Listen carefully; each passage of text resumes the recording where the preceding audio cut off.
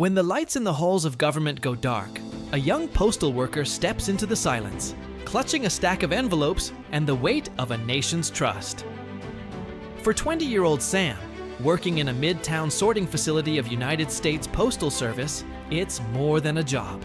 He grew up hearing stories about the postman, delivering hope in far-off places, letters from loved ones, ballots that made a voice heard. He dreams of making sure no one's vote gets lost, no letter goes undelivered, because the mail isn't just paper, it's connection. He shows up before dawn, machines humming, conveyors moving, his gloves ready against the chill, thinking, this matters more than just me. Every day, Sam watches as budgets tighten and routes get longer. He sees older workers retire without replacements, trucks left idling, delays creeping into the system. The news whispers of a government shutdown threatening funding, of data withheld, of essential services slowing.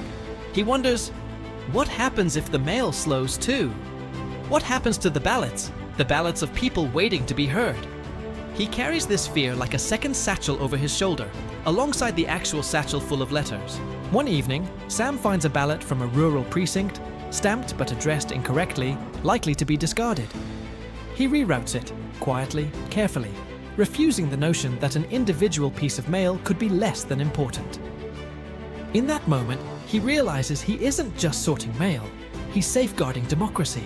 The next morning, as the shutdown news hits and funding uncertainty spreads, Sam and his team work overtime, knowing that the smallest action, a proper address, a timely dispatch, might ripple into something much larger. Weeks later, when reports show delays in delivery and errors in ballot processing, Sam stands beside his facility's door at dawn, watching the first truck roll out with a full load. He reflects on that one ballot he rewrote the routing for. He doesn't know whose it was, but he knows the principle.